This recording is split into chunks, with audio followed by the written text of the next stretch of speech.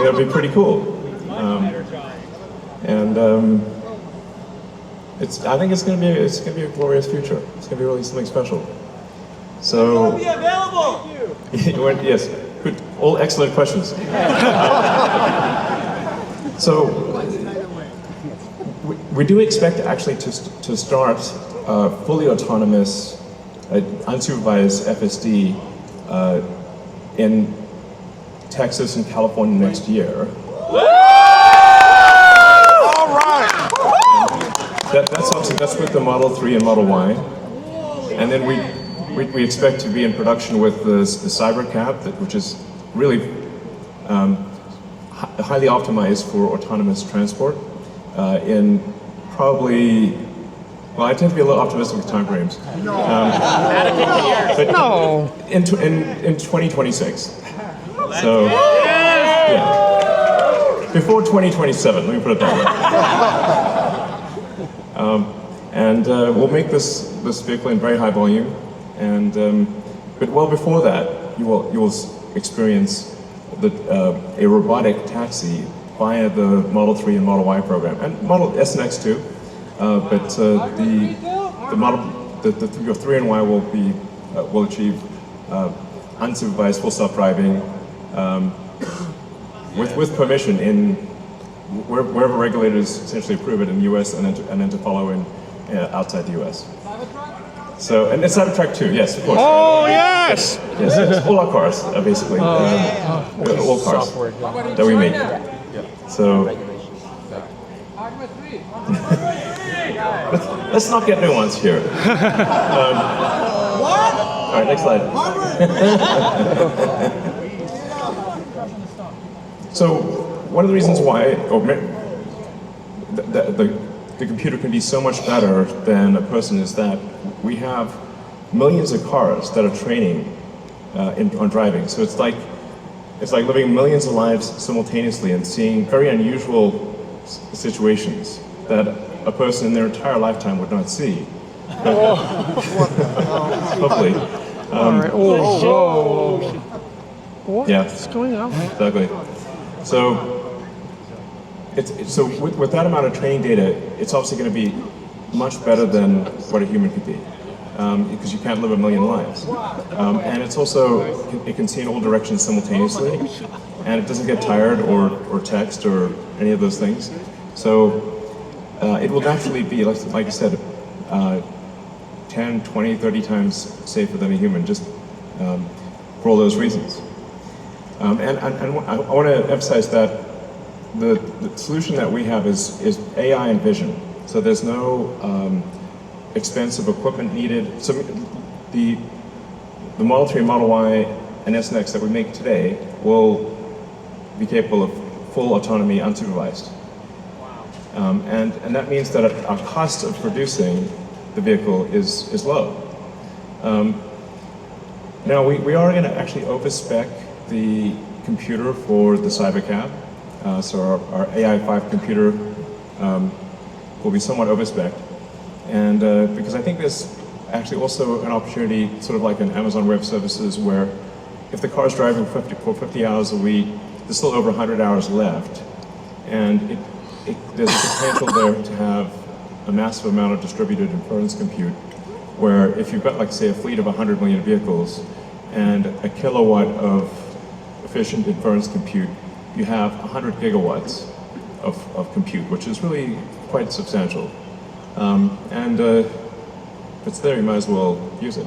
So, yeah, so that I think will make sense. So, all right. So our autonomous future is here. As I said, we've got 50 Teslas driving autonomously. We're trying to give you a sense of what cities will be like in the future. And when you get in, you'll see, like, it's really quite a wild experience to just be in a car with no steering wheel, no pedals, no controls, and it feels great. And we've had enough vehicles here, so everyone should be able to try it out and experience the set that we've built here. It's a very big set, so it's like really, we've used sort of, I don't know, 20, 30 acres or something like that. It's really big. So it goes on, it's wide long. And we set it up to feel like a ride, like a park ride. So it'll be cool, and you'll get to experience it tonight.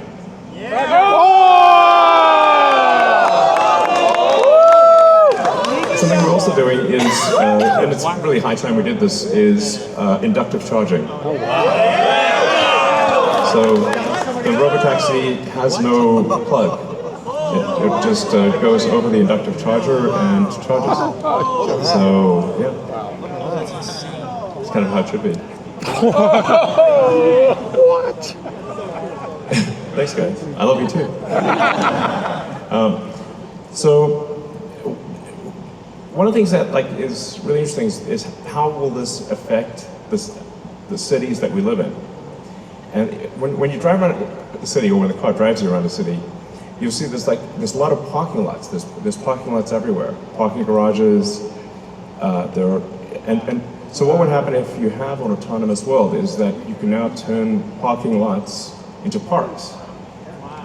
And so we're taking the ing lot out of parking lot. Welcome.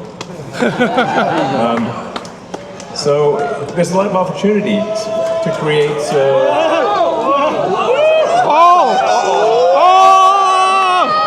Green space in the cities that we live in. No.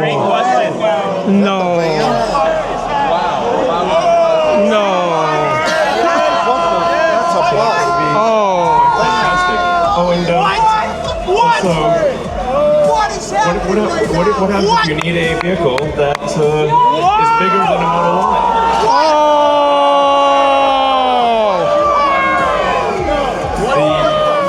The Robovan. The Robovan is, we're going to make this, and it's going to look like that.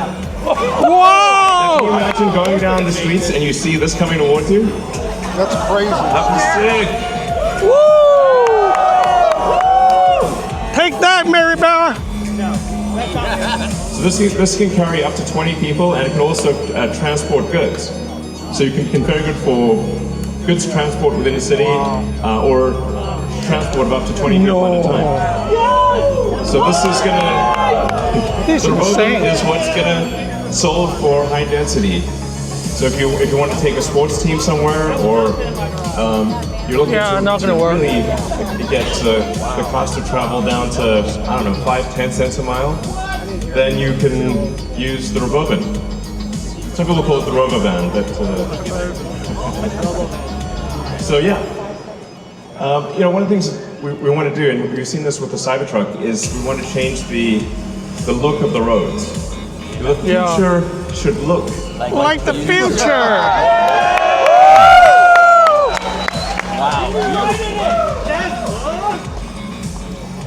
So, Optimus! Can I speaking buy of it? robots, so everything we've developed for our cars, the batteries, power electronics, the advanced motors, gearboxes, the software, the AI inference computer, it all actually applies to a humanoid robot. It's the same techniques. It's just a robot with arms and legs instead of a robot with wheels.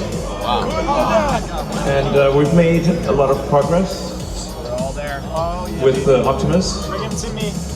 And as you can see, we started with someone in a robot suit, sort of down, and then we've progressed dramatically year after year. Down the street somewhere.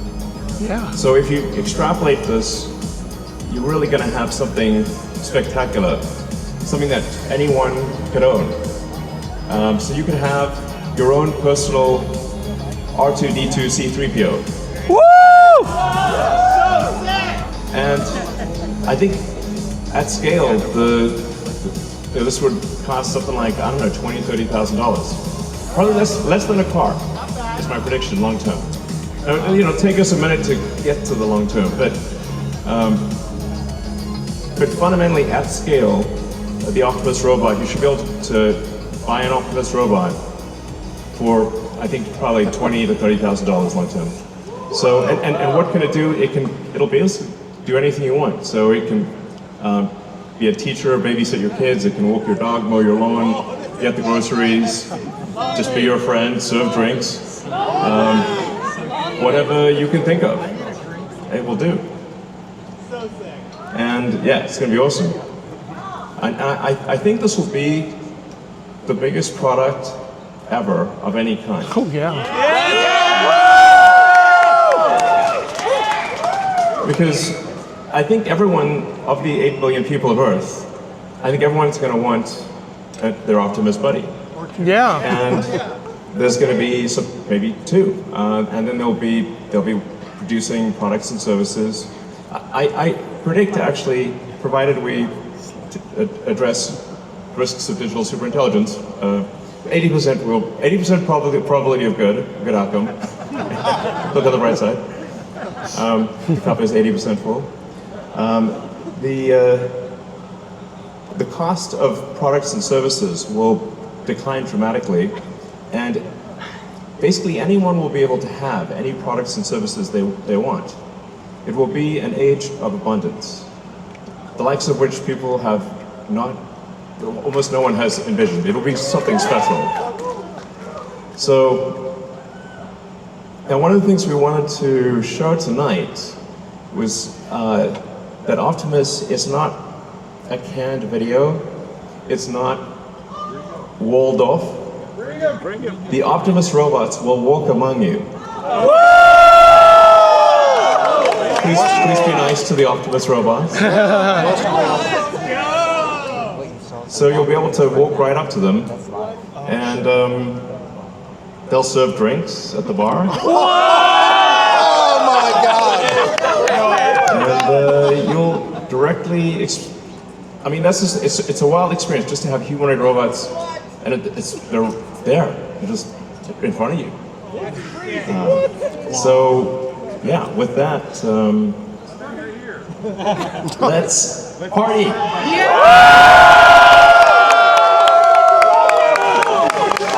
We love you, Elon! I love you guys too. If you look at that gazebo over there, let's get the party started. Don't forget to vote! Thank you, Elon!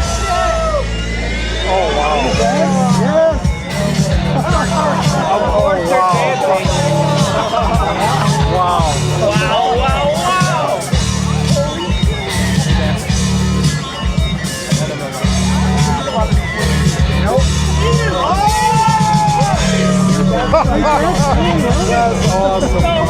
Holy shit. Lady, watch out, our dude. Let's go!